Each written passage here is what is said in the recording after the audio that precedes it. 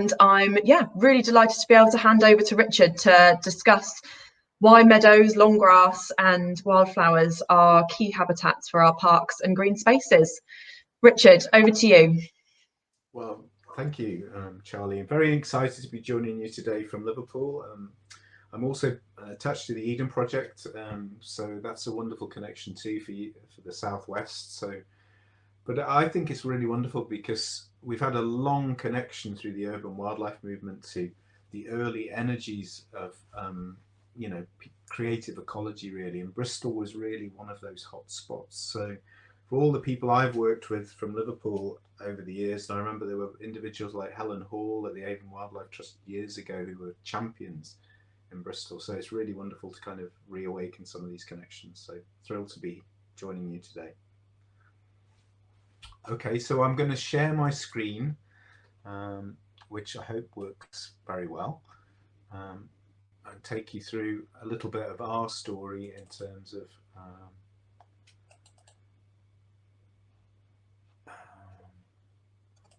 what we've been doing. So I hope you can see that. I'm calling this the new parable of the sower. I'm watching the clock quite carefully because I'm very conscious that I want to, feed back and have a bit of discussion afterwards. So I've got a fair number of slides, probably too many. But what I'm talking about is probably a new parable of the sower. And I think it is a really exciting opportunity for us to deliver in the landscape. I'm a big fan of Van Gogh from quite a long time ago, really. And I think it's iconic. These things about reconnecting people and nature are fundamental to the next steps of the future of parks and urban green spaces. Now, I started as kind of my introduction, really, and like most of us, I suppose, it's from childhood experiences. So I was very lucky. My mother came from a very rural part of the country in Lincolnshire, but was really from her childhood experiences, she introduced us to this. So as a very young child, I was taken to hedge banks and wood copses and places in Lincolnshire where there were remnants of, because it's already been degraded in terms of the countryside, things like sweet violets in the woods and primroses. So I was very lucky to be introduced to that as a child, and then realized as I got older, in terms of this was in Lincolnshire. I joined the Lincolnshire Wildlife Trust as very, probably when I was about 13, and it was obvious that the places that nature existed were these tiny pocket handkerchiefs amidst seas of agricultural countryside, which were very industrial in that sense. So a cowslip meadow would be, and quite hard to find, but very, very special. But the sad thing was how many people saw it. So I think, these places that I was introduced to, I would visit and be thrilled by, but I would never see any people. So then, I went to, in terms of my education and stuff, I went to London University and I got really interested in urban ecology. But the obvious thing was, it was about bringing this into the town, where people were. Why weren't people seeing these kinds of things? Because it had gone in the countryside already. So I was really lucky through my, nature is opportunity. And I was very lucky, perhaps by chance, being educated by accident, to stumble across a group in Liverpool called Landlife, who was one of the very early pioneers of kind of bringing nature to the city in this country. And in 1975, they set up a really groovy group in Liverpool called the Rural Preservation Association, and then changed its name to Landlife in 1980 or something like that. We're involved in the Garden Festival in Liverpool, but could not understand that people had not thought about bringing nature into cities. And as I mentioned it, Bristol was also one of those hot spots, but the point of contact for me was Liverpool, and it was fascinating. And other people around that time, there was this incredible guy called Tony Bradshaw at Liverpool University, who had been a pioneer in terms of world restoration and ecology. And I mentioned, attached to the Eden Project now, so the National Wildflower Centre, who I work for, which grew out of Land Life, is now attached to the Eden Project. But Tim Schmidt basically said the Eden Project wouldn't have happened without this man. And it's all about going for it. So Tony Bradshaw basically said, we only get the environment we fight for. And he was responsible for convincing people that we could do the best applied ecology on things like China clay waste in Cornwall, but colliery spoil, urban ecology. This is when it was really starting to kind of gain momentum. And now these ideas really do have their time. I think that's the special thing to say. And this is the case, I think, really. It's the emperor's new clothes. We've been so hard worn in terms of some of our, what we've witnessed, that we don't see the obvious. And it is about putting things back. It's really important to protect what we have in terms of all the natural areas. But in terms of the loss of the countryside, the extinction crisis, we're in a terrible extinction crisis. We know about climate change. We have to do something to respond to that. And in a way, we have, as a society, been burying our heads in the sand.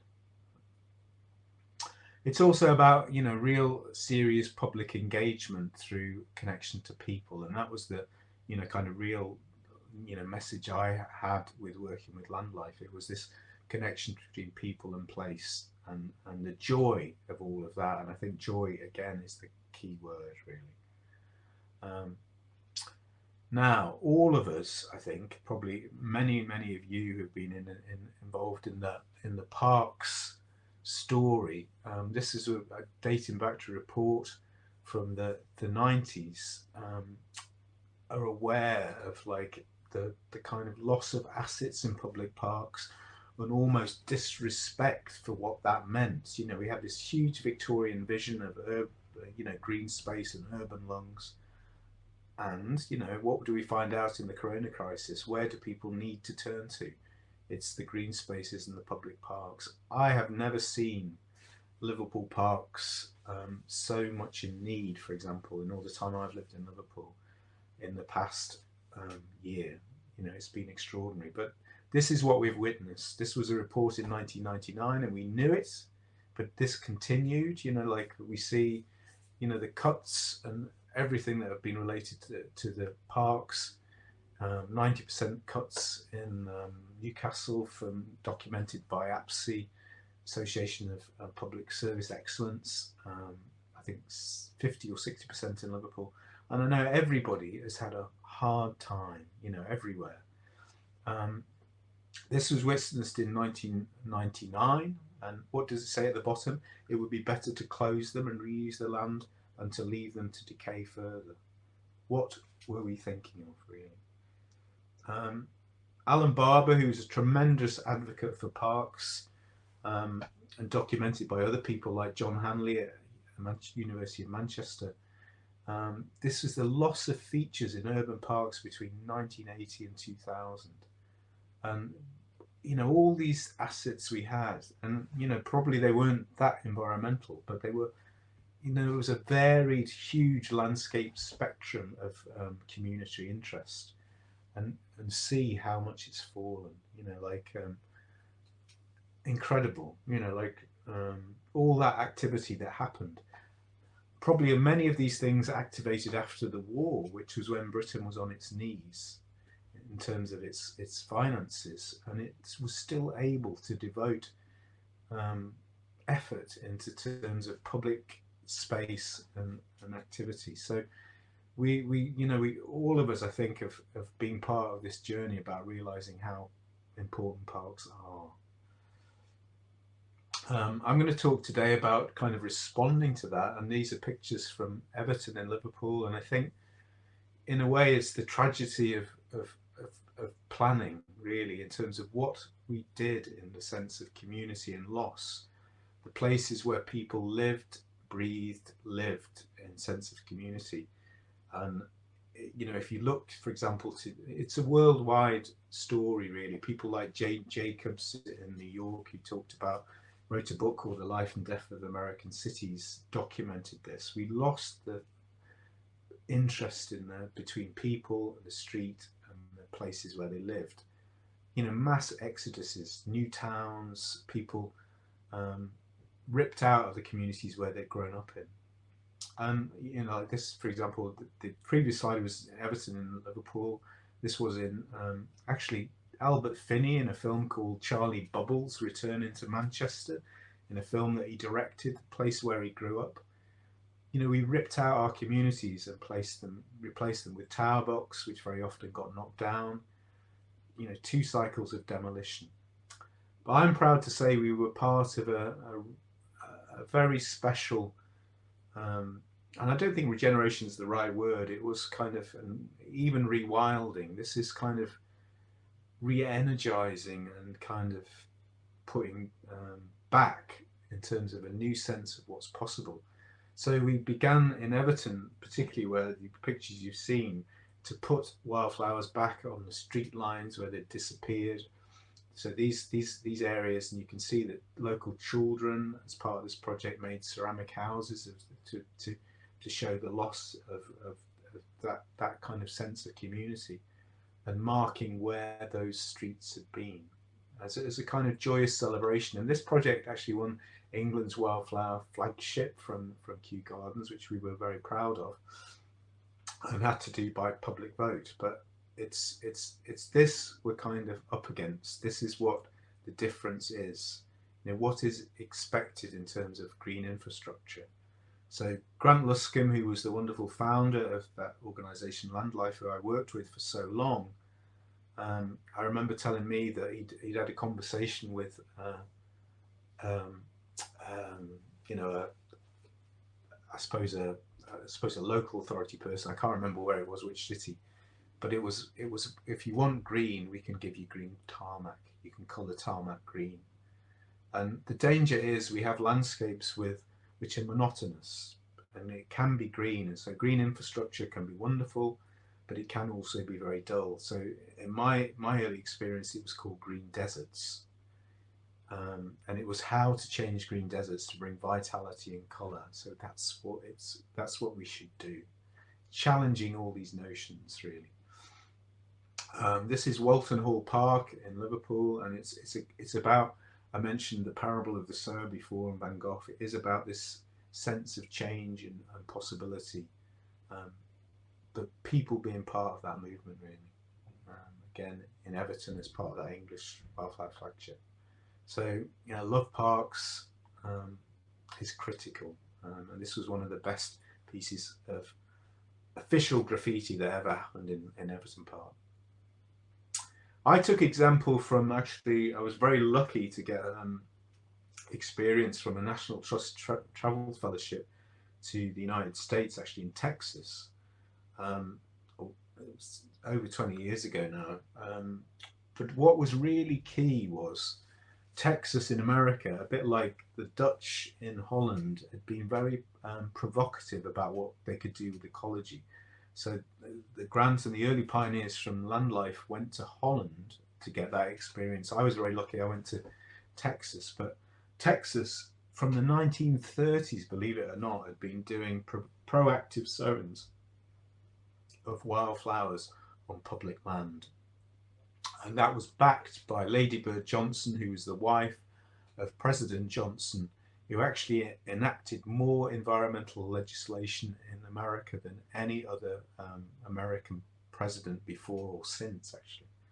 So, and started a whole beautification movement to do with highways and wildflowers. But it is about street corners too. So we've always believed on the street corner thing. So it's about this principle of what you can deliver close to home, and it's really significant, and it's worth checking out on YouTube. Actually, if you go to the Landscape Institute lecture, if you just put Landscape Institute lecture David Attenborough, he gives a magnificent lecture and basically tells the Landscape Institute, we have to do this on people's doorstep. People have lost connection and meaning with the, the real world. And if they don't get it, or if people don't appreciate it from their doorstep, we will never understand it. Really, it has to be in our homes.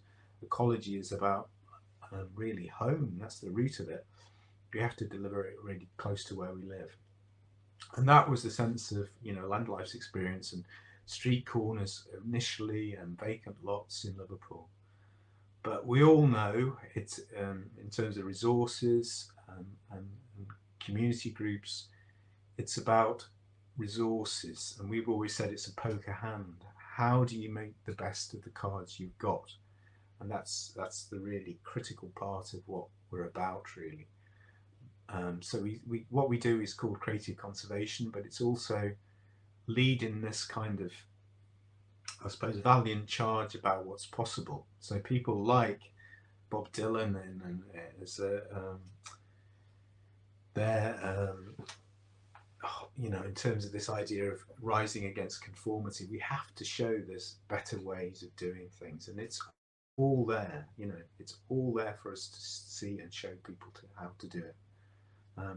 This picture is of the oldest grassland experiment in the world, oldest biological experiment in the world, which goes back to the time of Darwin, and was it's called the Park Grass Plots. It's in Rothamsted in Hertfordshire, and literally they've been looking at grassland plots and studying them for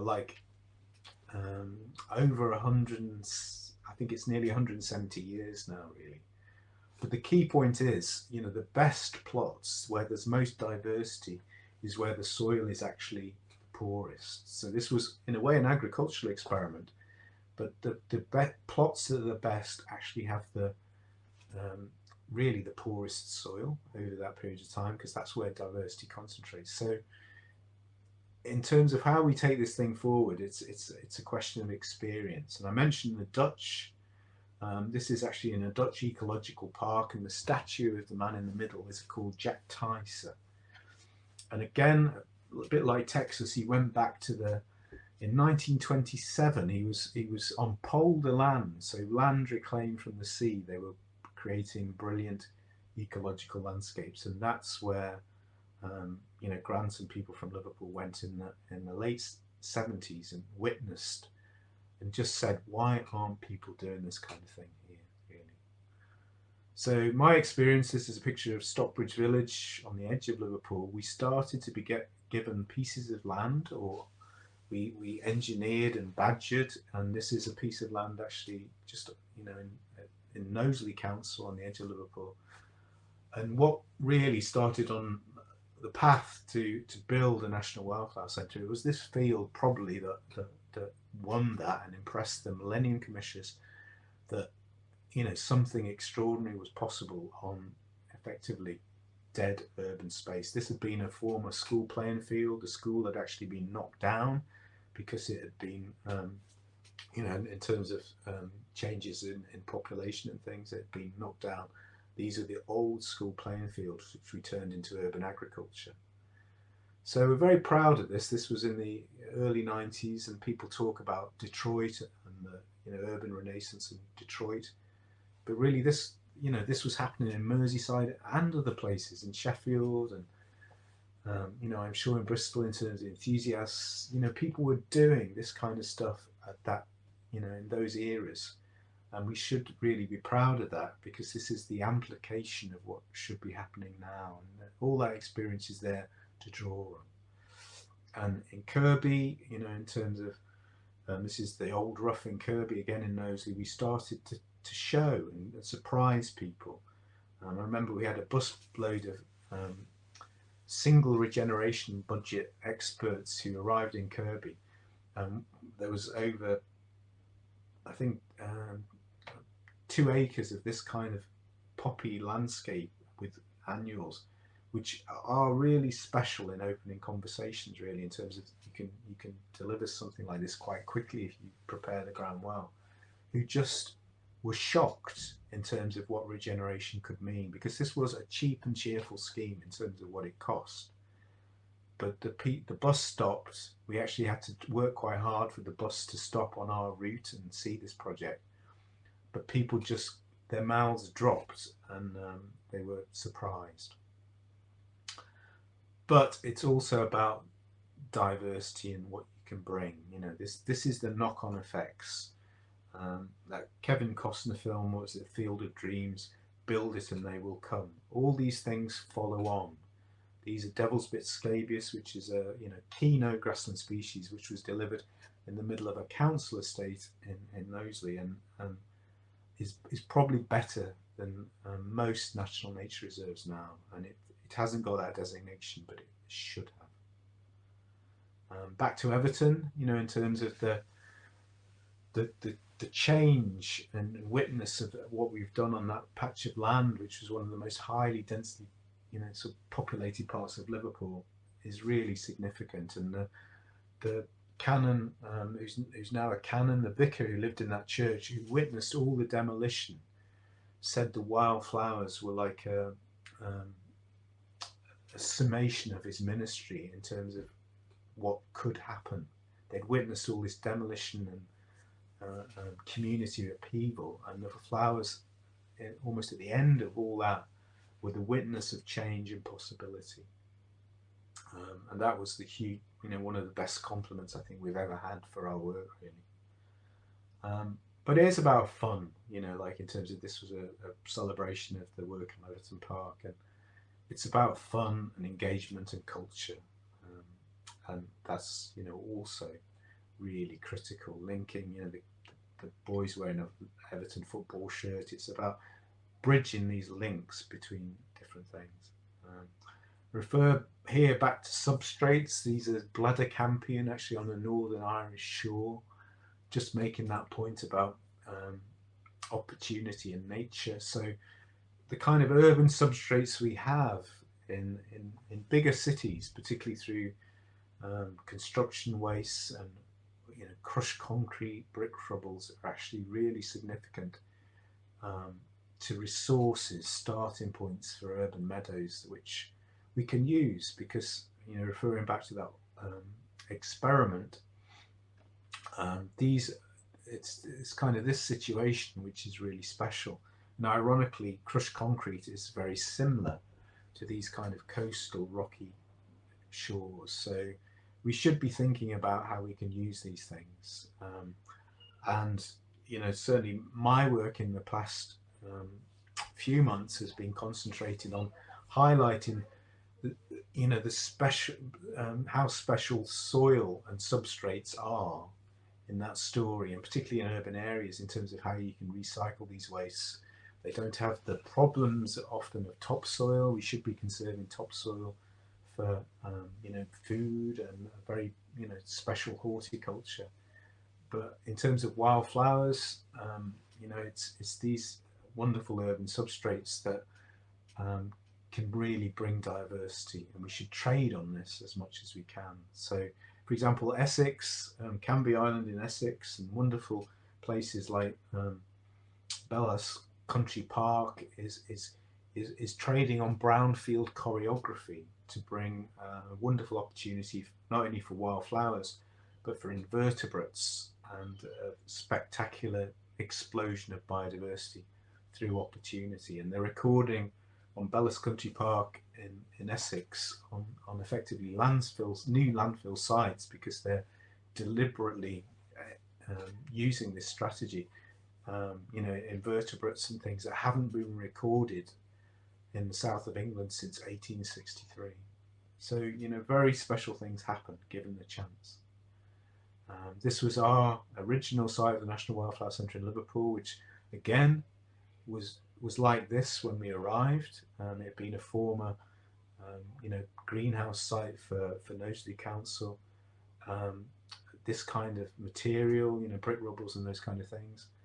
And effectively, this is the kind of landscape we turned it into.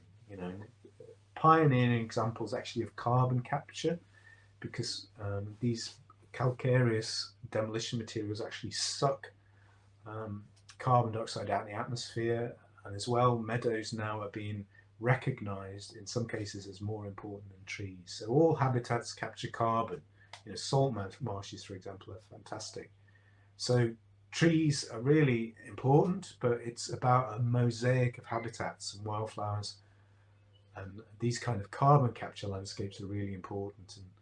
And I can't emphasize enough in terms of our work is how much we want to kind of get that across at the moment, because 80% of carbon, terrestrial carbon, is in the soil. It's in the soil, it's in the link between the soil and species. But it's the soil that holds the most terrestrial carbon. And so we can be very clever in terms of the way we use urban substrates, in terms of the circular economy, preserving topsoil for special things. But topsoil isn't great for growing wildflowers on because it's too rich. But again, it's about connection to people, which I think is the critical thing right now. This was part of a Tale of Two Cities project we did for Liverpool and Manchester as part of that Q initiative, and it's really wonderful to connect cities in this way. Liverpool and Manchester are very different. They say that if you tell a joke in Manchester, sorry, if they tell a joke in Liverpool, they don't get it in Manchester. Why? Ken Judd joke, actually, they can't hear it. But we can do so much by forging links between people and what they're doing, and this is when it becomes really exciting. So Liverpool's a long way away from Bristol, but there's a lot of commonality, for example, in terms of the history of the parks, the history of the black communities in both cities. It's really fascinating now how we can translate new models for what green space is. Again, that kind of story, and this is the kind of experience we had with pieces of land threatened by development. And if Chrissy from Liverpool Friends Parks Forum can join us a bit later, very special thing happened this week in Liverpool, because they put all their parks in fields in trust in terms of protectment and development, and that's been a hard one, battled by particular individuals like Chrissy, who've been real advocates for what green space is and how important parks are, linking back to that legacy of the past. Wonderful festival we had actually at Alexandra Park in Manchester. Again, another brilliant Victorian park, but how you generate atmosphere in relation to culture and people is hugely significant. So we're very proud in Prince's Park, which is one of the very first public parks in Britain, to be working with a Mandela 8 group in terms of, again, bringing wildflowers into the classic Prince's Park, which is really updating the Victorian perspective of what parks can be, which the Victorians are great advocates in terms of urban lungs, and now I think we should be great advocates for biodiversity and climate action in relation to all our work, really. Simple examples, again, we're linking back to substrates. This was using actually demolition materials from the local area, very close to Anfield and the football club, as you can see. And this is actually within a very, again, short periods of time, showing even on land that is not available for long periods, we can do kind of pop-up areas, meanwhile areas which fit in with like a wave of possibility within city green space strategy. So we were again influential in kind of changing meanwhile strategies for meanwhile land in Liverpool, as well as like what's possible in longer term parks. Another shot of Everton Park, showing a wonderful Viper's Bugloss, which is a biennial, which cycles within the management we've got of that park. But incredibly, we found out that Carl Linnaeus, who was the founder of really biological conservation, this is an article I wrote for the Linnaean Society, which if you send me an email, quite happy for that to be passed around. I can send you. Turned out Carl Linnaeus's favourite flower was of Viper's bugloss. He said it was, such a glorious thing to witness, and we're witnessing this amidst the density and delivering kind of landmark views in Liverpool, in Everton Park, amongst that ex-demolition land, really, which shows again what is possible. And it's wonderful to link back to the Linnaean Society, for example, is the oldest biological association in the world. So it's wonderful to register this in their magazine, for example. And there we are, harvesting wildflowers with our combine, particularly the Viper's bugloss, above the wonderful view of Liverpool City Centre. But the critical thing amongst all of this is seeds and what we do with them. So it's also about the nature that comes. So this is a hare amongst one of our fields. It's incredible what can appear. It's again this kind of public involvement, Chinese community sowings, which really changed perspectives of like, again, sometimes meanwhile land in Chinatown before it was developed, but this won us enormous friendships with the Chinese community in Liverpool, which we're really proud of. And we've met some wonderful people. It links to music and activity.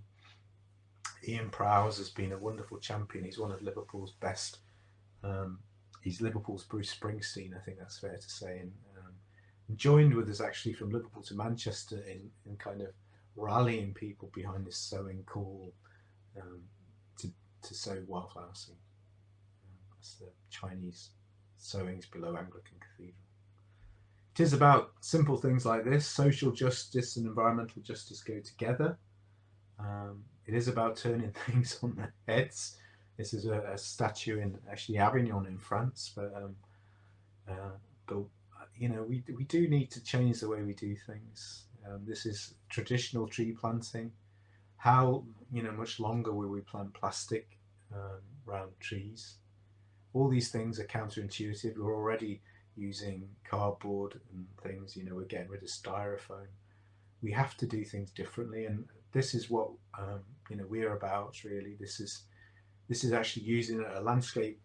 The one I mentioned previously was in Highton.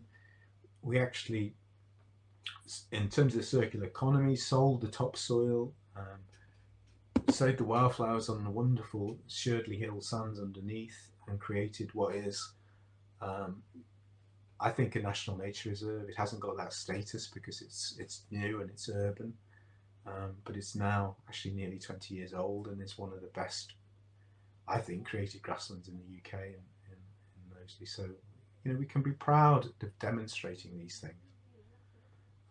These are new tree plantings with the Woodland Trust. This one actually in quite a rural place in Cheshire, but it shows there is a different way of doing things, and we should be proud of them.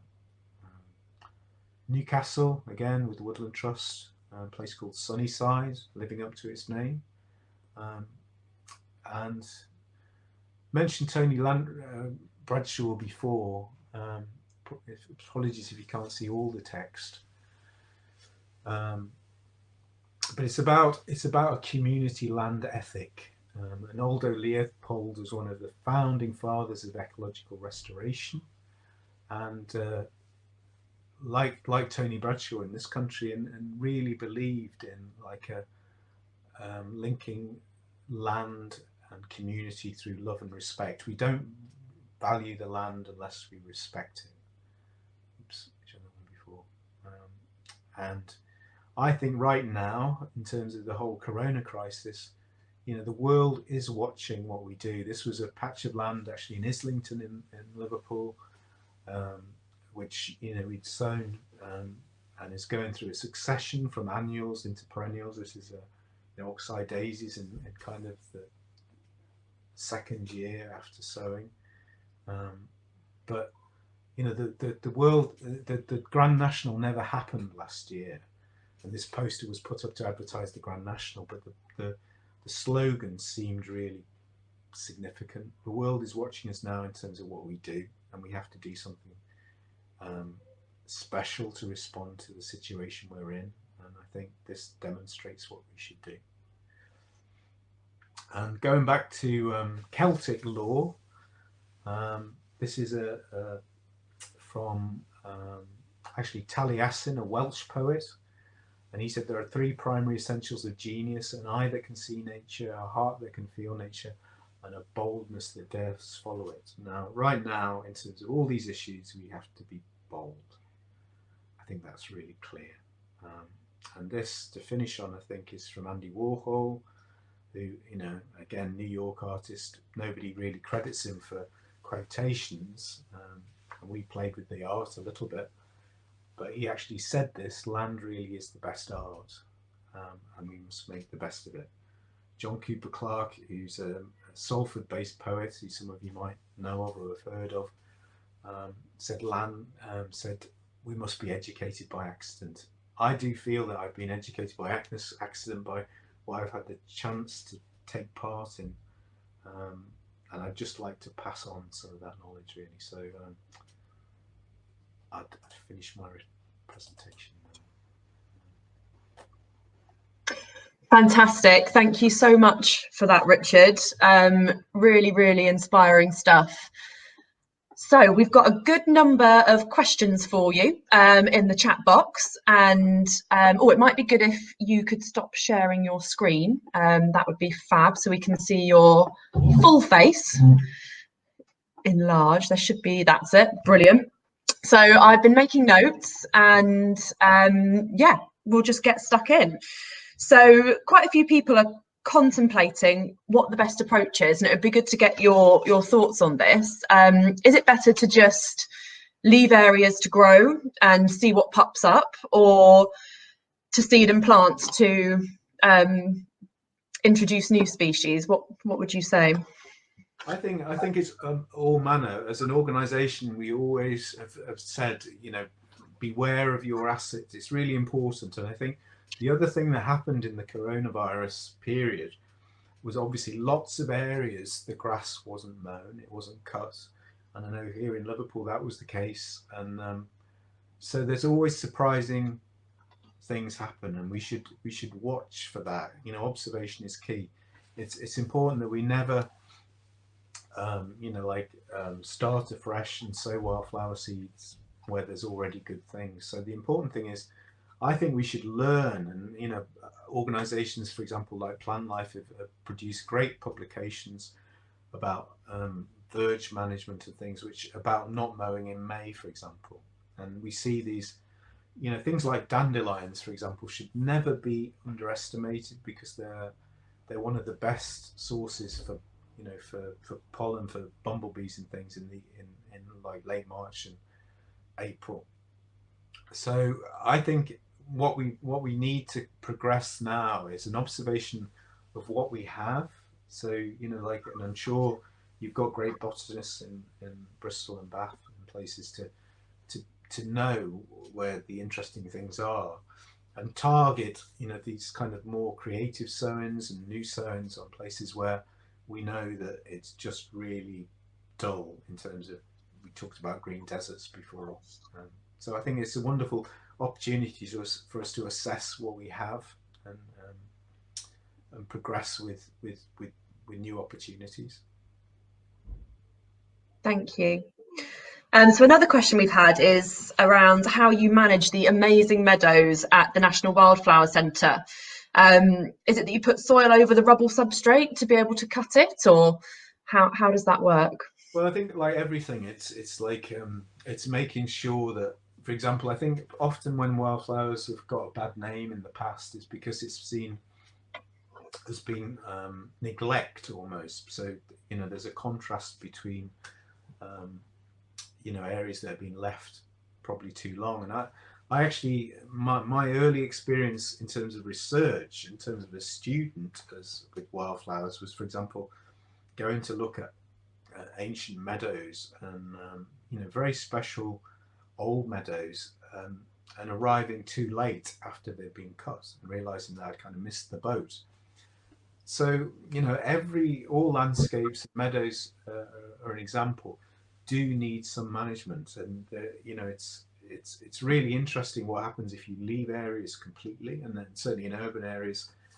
And I'm sure many of you have read books like there's this story about Knepp in Kent, which is about how a farm is just left, and interesting things happen, and that's all great experience. But for a lot of wildflowers to exist, it is this cultural link between management and care, and that's what we've got to refine really. And that's where the Dutch, for example, are really exceptional. Those ecological parks in Amstelveen in Holland, which if you ever get a chance, I'd recommend people to see, have got dedicated, like work crews who will hand weed and pitch in. And sadly, we've lost that kind of connection in terms of parks because so few people have time to manage. We do things in a very, I suppose, general way really now, and we've lost that connection and responsiveness. So I think it is about all these things. It's a spectrum of techniques, making the most of what we have, and also being enjoying the journey and learning about how to manage things better. But I hope that sums it up a little bit. Thank you.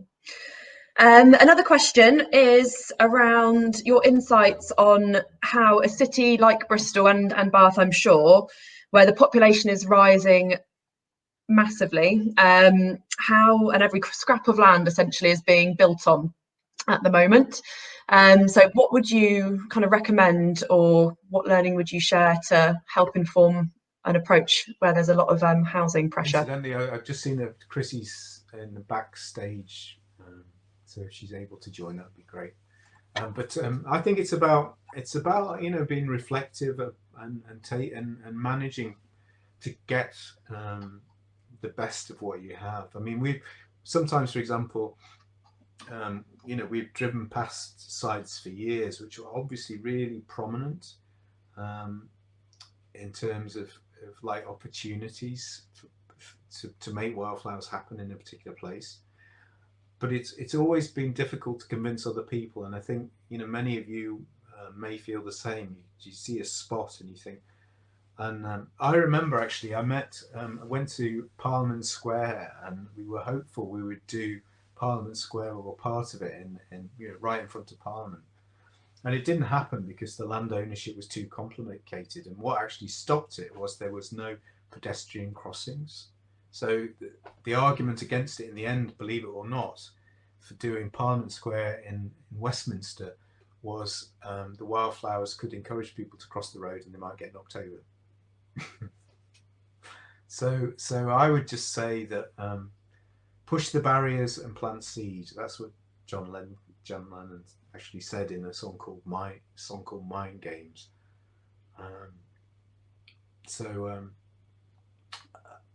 It's about being creative. We've always said we're about creative conservation, and I think it is that really. Every situation's different, but there's always a way.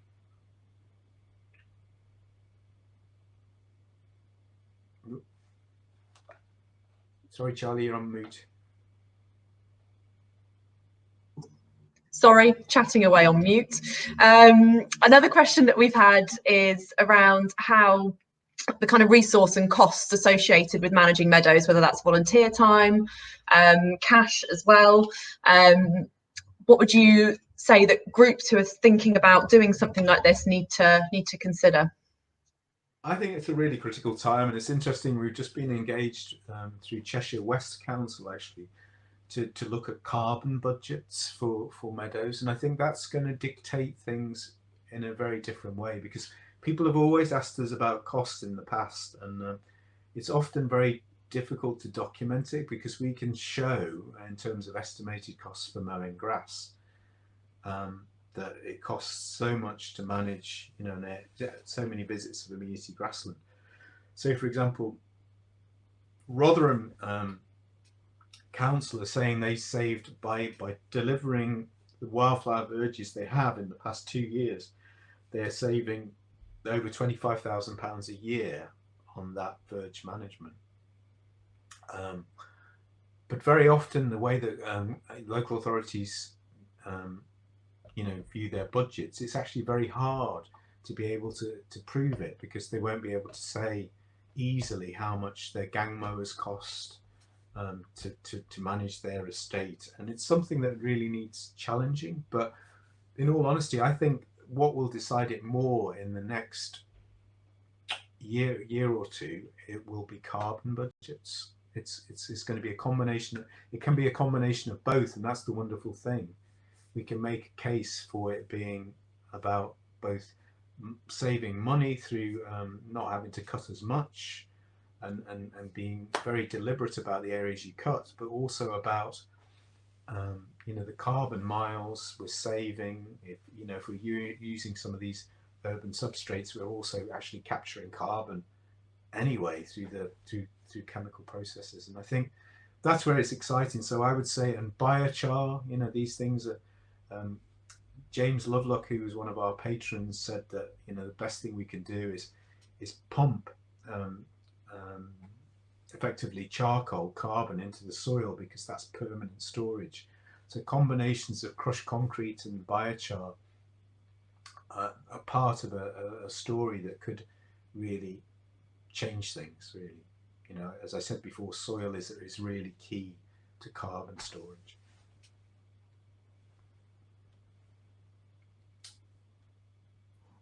Okay. Thank you. And what about if a community group was thinking about establishing or enhancing a grass area in their park? What kind of are the key things that they need to think about in terms of making sure that they had the money to maintain it, and the volunteer hours? What are the key tasks that they need to consider to help that meadow thrive?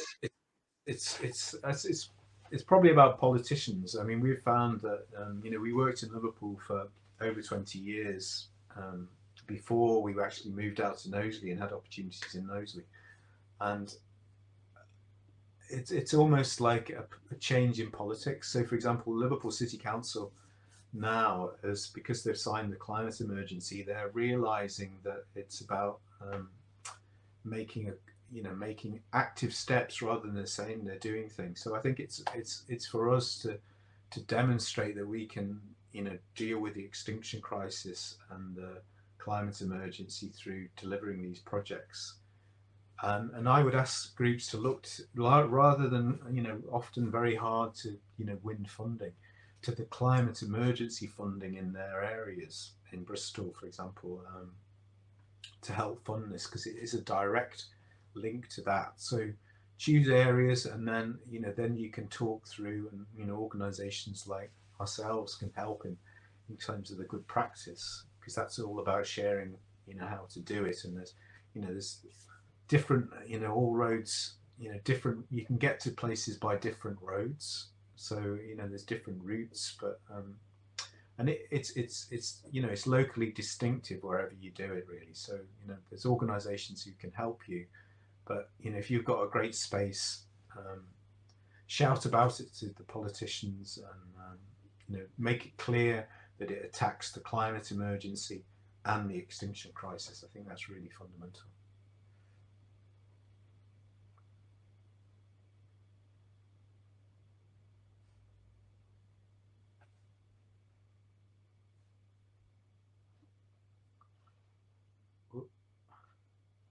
Sorry, Charlie, can't hear you.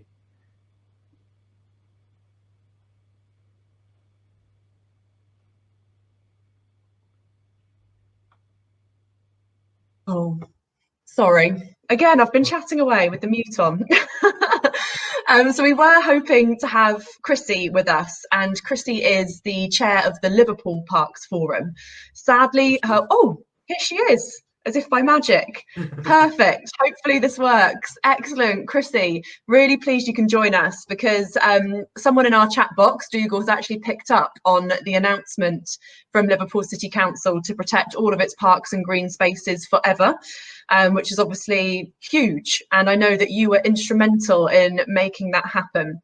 I'm Chrissy looks a bit frozen to me now, and she has been having some tech issues trying to get in. This is the third attempt, so it might be that it doesn't work. But Chrissy, all right, well, I can before Chrissy comes through, hope she'll come through, because it's wonderful, and she should be very proud as a person, actually, in terms of being involved in this, because it's been a hard one battle, and to do this, because a lot of sites in Liverpool have been threatened, park sites.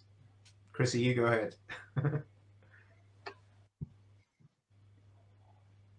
We can't hear you. no. Oh, we can't hear you.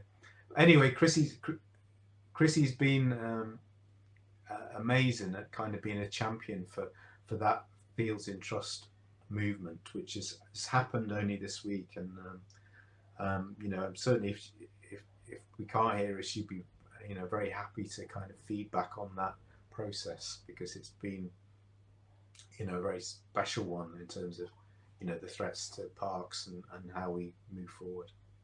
Can you speak, Chrissy? Can you hear us?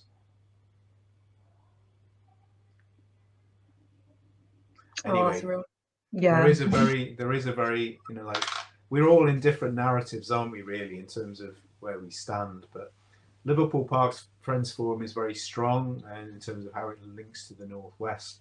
So in terms of how it also links to places like Bristol, we don't all need to reinvent the wheel. If we can share things together, that'd be wonderful. Yeah. Absolutely. And I think we could spend a whole session talking about how that journey and how you've got to the position where all of your parks and green spaces are going to be protected. And perhaps that could be something that we, as the Parks Foundation, arrange for the future, maybe on Zoom, a little less broadband. I'm sure we'd be very pleased to do a discussion group between Bristol and Liverpool. I think that's the interesting thing, isn't it? For example, Princess Park, which I spoke about, is such a historic park. We wouldn't have been able to do anything in there, even 5 years ago. But it's partly because of the kind of black community in Toxteth, for example. I've been working very cooperatively with the Friends of Princess Park. But it's how we bridge all these things together, I think. Absolutely. Brilliant. Well, Richard, thank you so much. That was inspirational and so brilliant to hear for what other cities are doing, and particularly ones that have connections and links with ours. So I really appreciate your time running through that for us. I'm hoping that we're going to have a local case study now from Colin. So Colin is a volunteer in Alexandra Park in Bath, and has an example of what they've been doing. Colin, if you can hear me, it would be great if you could come to the backstage area now. Here he is.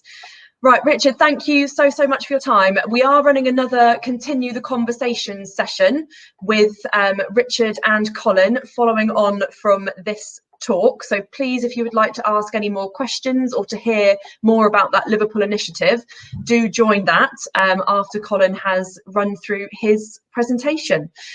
Thank you so much, Richard. Thank you. Right, we'll get Colin up now.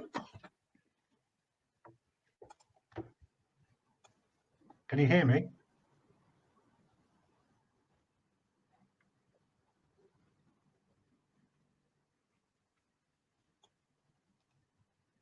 Hello. Can you hear me? I can. You can hear me, yeah. I can, yes. Okay. I've got a very strange screen here. Well, no, we can see you and hear you, Colin. So I'm just going to try and get your slides sorted, and then we're good to go. Yeah.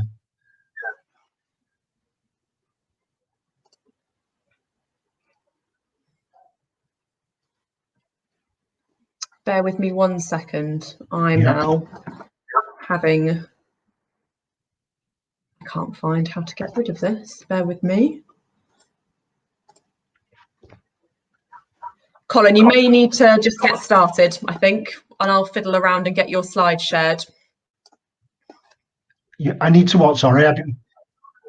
If you get started, I'll sort your slides out. Okay. So people can see me, can they? I'm sorry, I can't.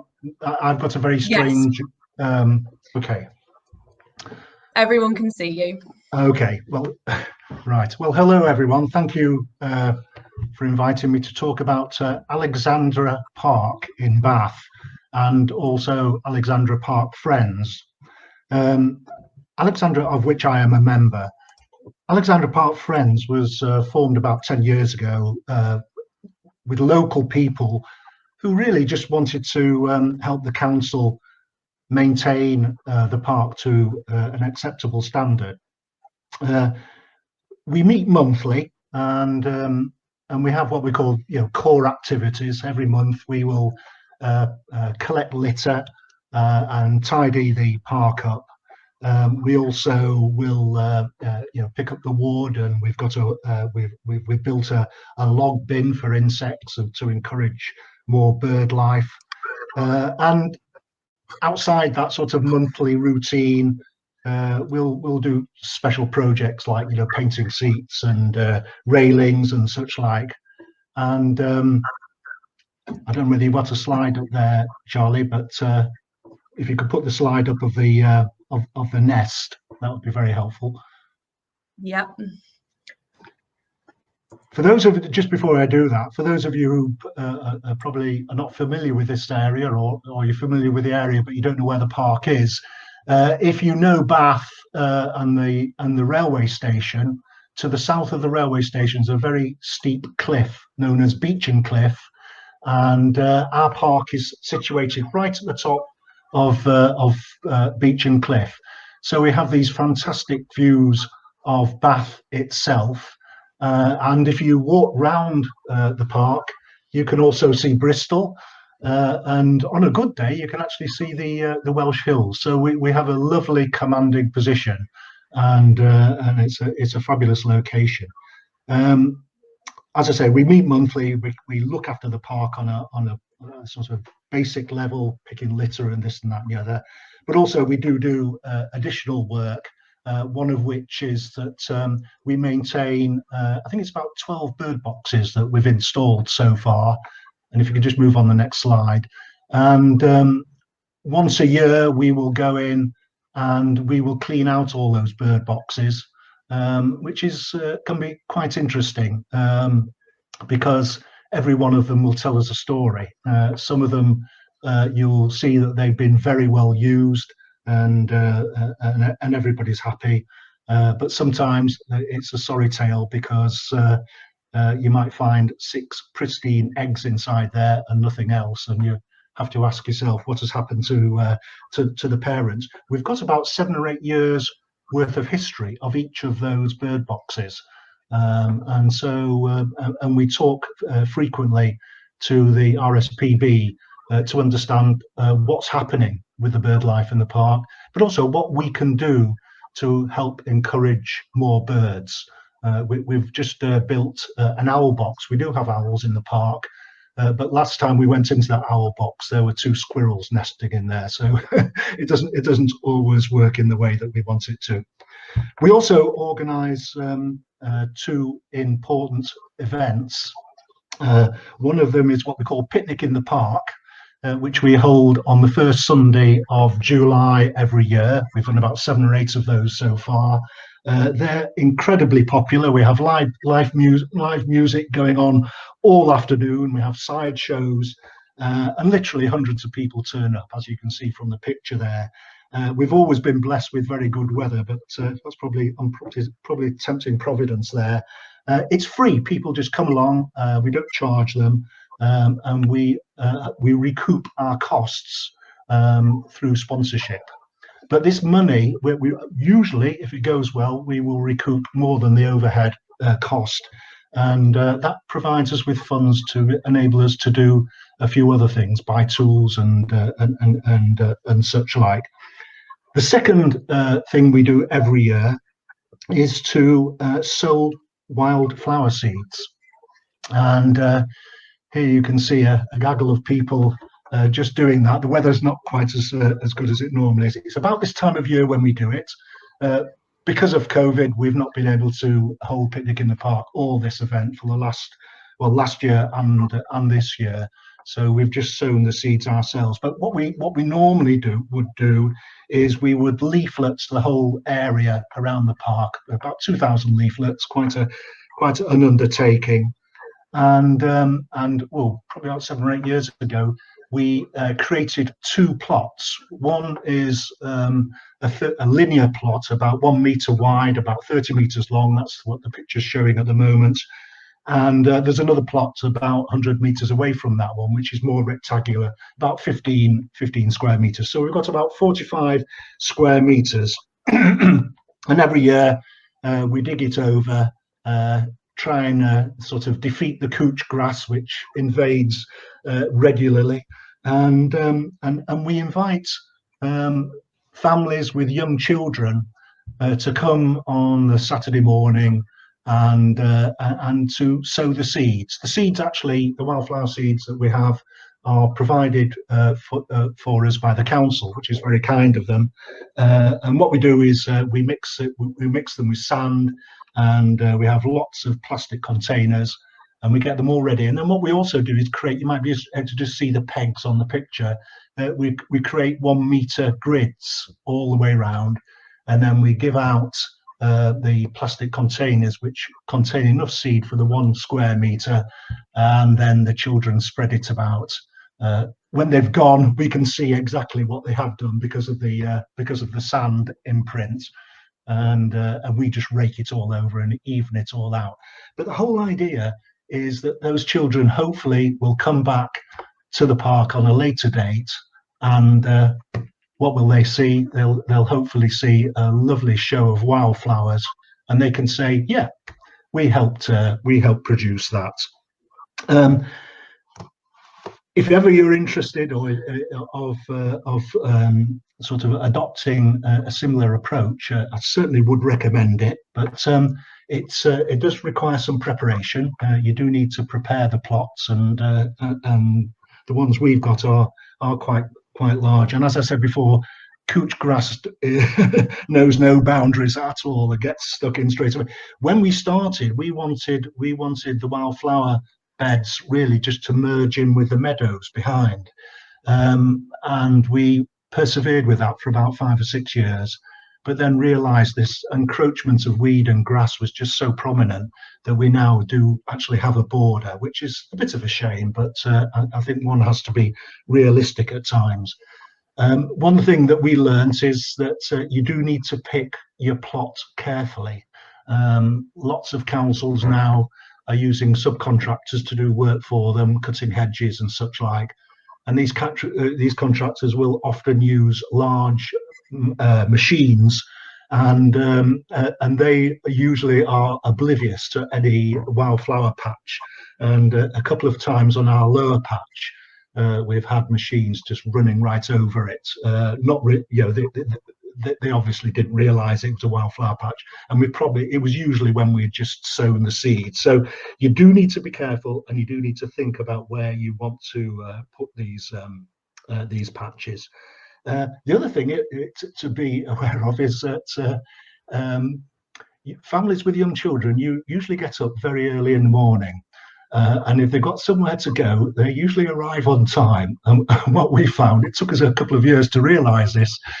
We used to do our litter picking in the morning and then invite people to come round about 10 o'clock, expecting people to arrive in dribs and drabs. And everybody comes all at once. They're all ready. The children are eager, and they want their pot so they can spread their seed out. And so you do need to be ready beforehand, and you do need to be prepared. But it really can be great fun. And as I say, mix the seed with sand, and then you know where it's landed, and it actually just sort of suggests to them that they're doing a little bit more than they thought they are, because there's only a few seeds required per square meter.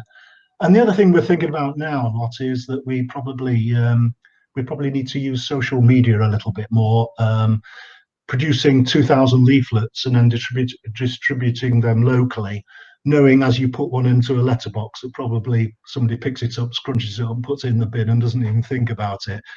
So, you know, communicating with your community is always a challenge, and certainly we're thinking about adopting more sort of conventional approaches to the ones we do at the moment. So if anybody was interested in setting up something similar to that, then you know, that's certainly what I would advise. And I think that's about it, Charlie. Brilliant, thank you so much. That's fantastic. I now just need to find how to end that. Lovely. So does anybody have any questions for Colin before we head into lunch?